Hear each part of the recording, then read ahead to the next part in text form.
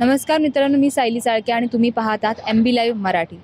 सकाळी आज भायंदर पश्चिमच्या महेश्वरी भवन रोडवरती सकाळी इथल्या स्थानिक लोकांनी आंदोलन पुकारलं होतं। आंदोलन पुकारण्याचं कारण हे होतं की ह्या रोडवर सध्या काम चालू आहे आणि त्या कामासाठी शेकडो डंपर्स जे आहेत रोज ये जा इथे करत असतात आणि त्या डंपरमुळे जी आहे धुळीचं प्रदूषण मोठ्या प्रमाणावर इथे होत आहे आणि त्याचा त्रास जो आहे स्थानिक नागरिकांना होतो। त्यांचं हे म्हणणं होतं की त्वचेचे आणि श्वसनाचे आजार त्यांना होतात आणि ह्याच्यावर त्यांनी रास्ता रोको आंदोलन देखील सकाळी केलं होतं। मोठ्या प्रमाणात इथले स्थानिक रहिवासी इथे आले होते आणि त्यांनी ह्याच्यावरती कंप्लेंट सुद्धा केलेली, पण त्याच्यावरती देखील ॲक्शन घेतली गेली नाही। ह्याच्यावर स्थानिक लोकांचं काय म्हणणं होतं, त्यांनी नेमकं कशासाठी हे आंदोलन केलं होतं ते तुम्ही पहिला ऐका। मेरा नाम निरीक्षा मेहता है, मैं वेंकटेश हाइट्स में रहती हूँ।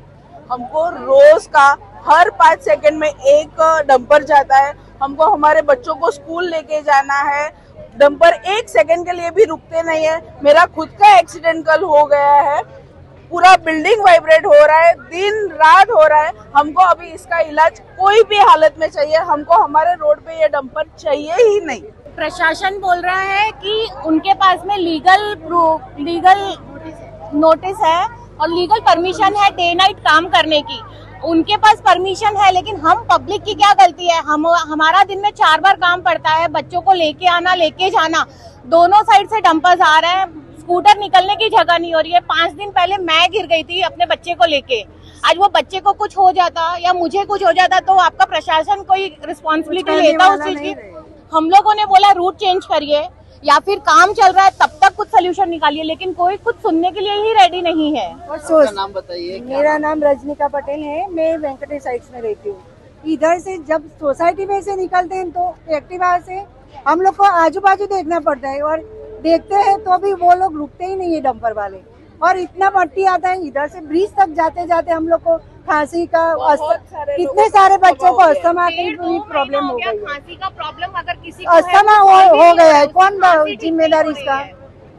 और डंपर बंद करवा होगा। बिल्डिंग की लेडीज लोग को बहुत प्रॉब्लम हो रहा है, आते जाते रुकते ही नहीं है डंपर ही नहीं है। हमारे बहुत छोटे छोटे बच्चे हैं, हर सेकंड हमको डर डर के बिल्डिंग से निकलना पड़ता है। मतलब गिरे हैं, बच्चे गिरे हैं। मेरा नाम नगीना जैन है, मैं भी गिरी।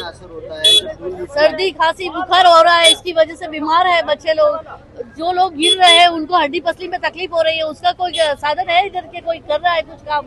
आके कोई देख रहे हैं? यही रोड है, दूसरा रोड नहीं है। दूसरे रोड से जाओ ना, बिल्डिंग पूरी हिल रही है, हर 5 सेकंड में ये आ रहा तो गलत बात है ना। ये तो दूसरों पे क्या असर हो रहा है? हम पे हो रहा है ना, हमें पता हम क्या हो रहा है। ये नहीं होना चाहिए ना, बंद कर देना चाहिए अभी।